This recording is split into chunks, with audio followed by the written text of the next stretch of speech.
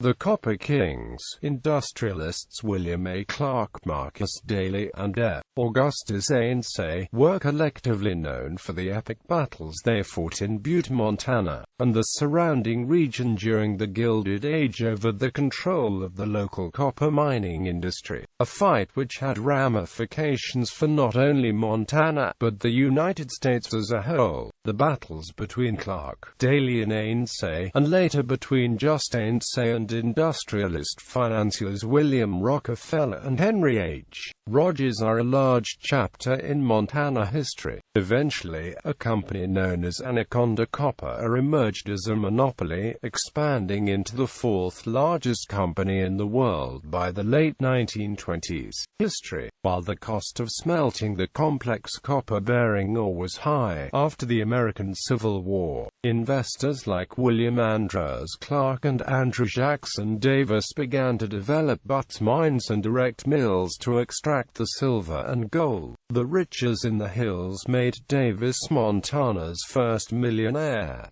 By 1876, Butte had become a prosperous silver camp with over 1,000 inhabitants. Marcus Daly arrived that year representing the Walker brothers, entrepreneurs from Salt Lake City. His mission was to inspect the Alice mine for possible purchase by the brothers. Daly purchased the mine and successfully managed it for the Walkers. The town of Walkerville, which still overlooks the city of Butte, sprang up around the mine and other mines in the area. In 1880, Daly sold his interest in the Walkers' properties and bought the Anaconda mine. He did so with investment money from several San Francisco capitalists, including George Hearst, the father of media mogul William Randolph Hearst. Clark and Davis also attracted investors from Denver and points east. It wasn't long before capitalists from New York and Boston bought into the huge potential of the area. During the 1880s, copper mining came into the forefront and Butte became the world's greatest copper producer. The Union Pacific Railroad came to the area in 1881, allowing developers to build and equip smelters. The Butte smelters quickly became the best in the world at extracting the metal from the ore. It wasn't long before Butte began to pay a price for the riches.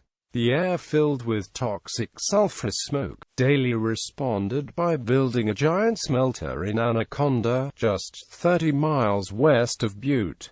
To this day, the giant smokestack remains a landmark. Shortly after Daly built the smelter, the Boston and Montana Co., with holdings only second to Daly's, built one in Great Falls. Trains carried the ore from Butte mines to both smelters. Clark also yearned to be a statesman and used his newspaper, The Butte Miner, to push his political ambitions. He became a hero in Helena, Montana, by campaigning for its election as the state capital instead of Anaconda. Clark's long-standing dream of becoming a United States Senator resulted in scandal in 1899 when it was revealed that he bribed members of the Montana state legislature in return for the votes.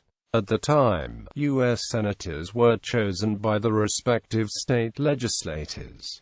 The U.S. Senate refused to seat Clark because of the 1899 bribery scheme, but a later Senate campaign was successful, and he served a single, undistinguished term from 1901 until 1907.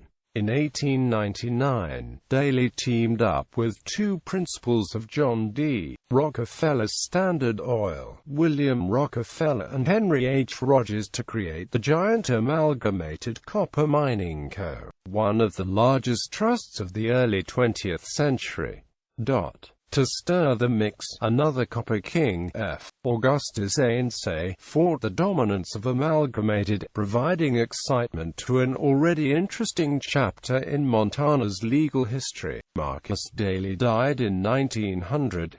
John D. Ryan, a local banker, became close to Margaret Daly after her husband's death, and finally convinced Heinze to sell out, creating the monopoly amalgamated sort. By 1910, it had changed its name to the Anaconda Copper Mining Company, swallowing several smaller mining companies along the way. The company dominated Butte for the next 74 years.